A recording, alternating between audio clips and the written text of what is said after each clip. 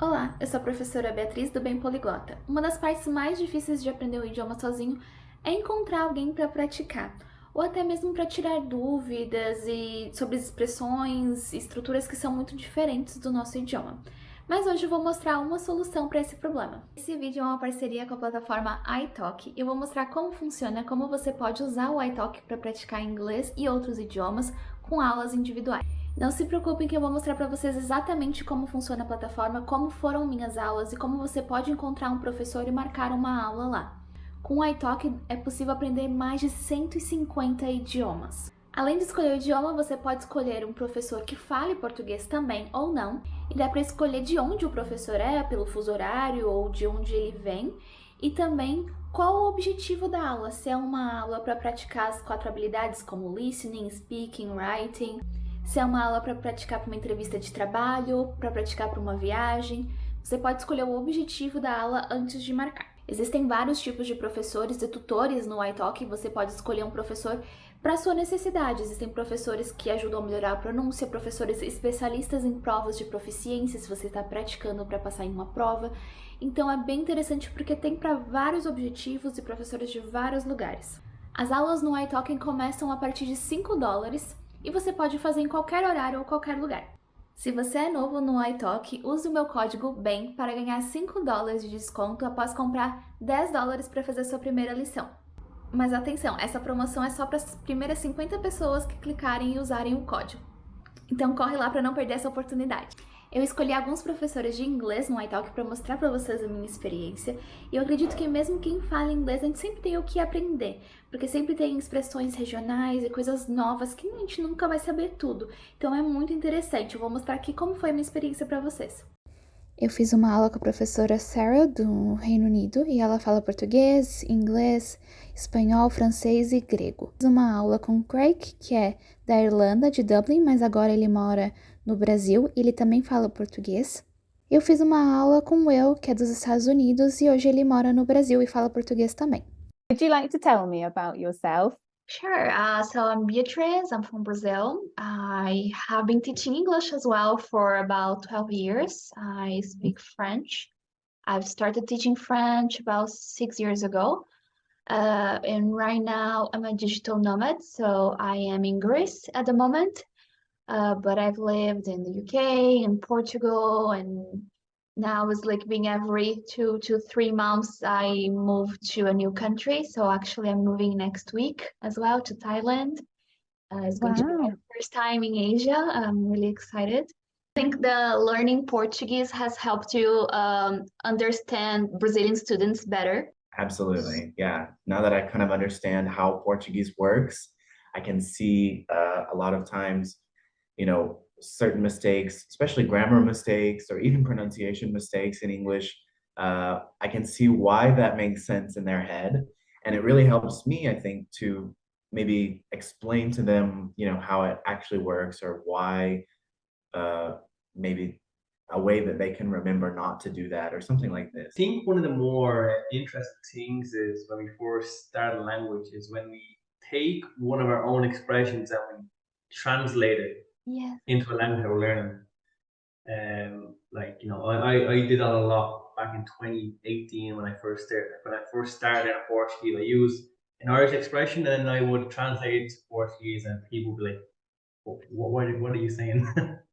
So how long have you been learning Portuguese? I started learning Portuguese in 2018, and it's funny because in school my two worst subjects were languages, so Irish and French, were worst subjects. And back in Ireland, I was a fitness instructor, so I worked in gyms, I managed gyms, I did personal training, and I was working in this gym that had a lot of Brazilian clients. I think like 1,200 clients, Brazilian clients. So I'm like, okay, I need to communicate to some of them because the levels of English were very high, very low. So then I started to pick up Portuguese, just make more welcome, like hello, good morning, bom dia, boa tarde, tudo certo. These small things, and then it just evaluated from there, just kicked off. So how many languages do you speak? Portuguese, English, a little bit of Spanish is rusty, French, and now I'm learning Italian and German. I can understand, and I read in Italian a lot, but I still can't speak very well. And German, I'm beginning like to understand a little bit more, like maybe like A2 level. You also speak in many languages, right? I really like languages. Languages are definitely my passion. So obviously I speak English, French and Spanish, Portuguese, and some basic Greek as well. Oh, that's so nice. And did you learn Greek while you were here in Greece? Yeah, I learned it whilst I was there. Yeah. Did you take I like any lessons or is No, I had Greek friends, and when I left Greece, I sort of forgot how to speak Greek. And then a couple of years ago, I started doing some lessons on italki, and I started to pick the language back up, and it was lovely because it's a beautiful language. And do you remember any specific things that like common mistakes the Brazilians make? I think maybe like two things came to my head kind of immediately when you asked.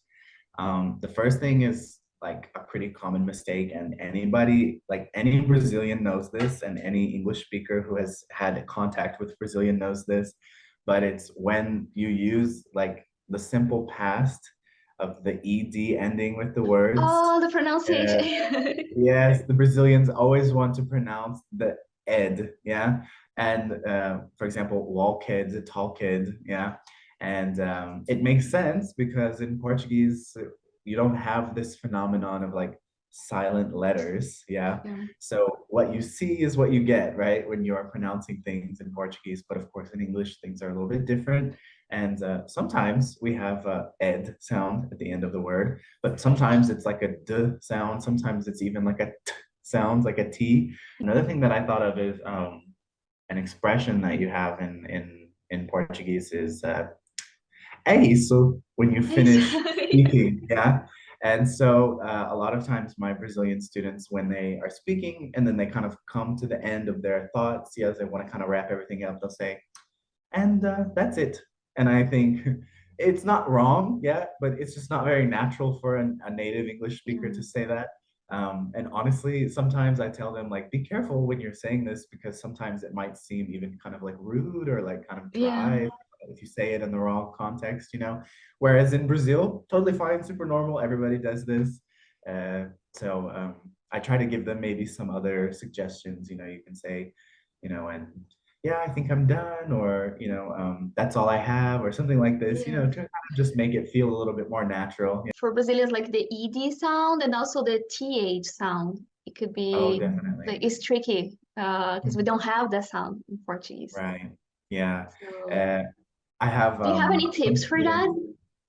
Like for the th sound? I have some students and I have some friends, and they have told me that when they do the th sound, yeah, that it kind of tickles on their tongue. Yes, Yeah. like they can feel this kind of vibrating sensation. And I guess my tip is that's good. You should feel this vibrating on your tongue. Yeah, a lot of times they just kind of give you that kind of hard T sound, or even it turns into a D sometimes, like this. D or F sound sometimes as well. Yeah, and I think, you know, there are certain parts of the English speaking world where actually the TH does turn into a D. Certain parts of like specifically the South in the US and also parts of the Caribbean. Yeah, in the UK as well. I've lived in the really? UK for some time, and then they would pronounce as a D, and some words even as a V sound, like with instead of with. Or I don't know. It's like Ah, it will a V, turn like a into with. a with. Yeah, V sound. Yeah. I think what makes it worse is the overthinking phase. I think when you overthink it, it gets Yeah. worse. Like, for example, the Irish people, for example, we don't really use this TH sound, like the, we would say the, with a D sound. Like a D And sound, or yeah. let's say, like, exactly like you said, like this, that, for example, we don't say three, we would say tree as like three outside. Yeah. We don't say like through the city, we would say through, like TRUE, or through the tunnel or through the street. Because even us, we don't, we have people that use it, but for example, I personally wouldn't use it. Could you teach me some expressions? Of course. So the thing with Irish expressions are they're very particular. They're very different to your normal expressions. Like when Brazilians come to Ireland, they will hear certain things and they'd be like, "Is this English? Is this Irish? What is it?" And I think probably the most common Irish expression or kind of slang you could say that we would use probably be the word frack. So the word crack actually, I believe it comes from the Gaelic Irish actually, comes from Gaelic. And we use it in our everyday life. So what's the crack? Basically means what's up. Any crack, we're not asking for drugs, we're saying any news. And we have like, for example, Beatrice, she is great crack. So basically she's great fun, she's good to be around. Yeah, I wanted to share some idioms with you before we finish today. So I picked the really common ones that we use frequently in English. So I will put them in the chat on italki. So the first one is to cost an arm and a leg. This is a phrase used to massively over-exaggerate when something might be overly priced. So when something's very expensive. For example, this pint cost me an arm and a leg.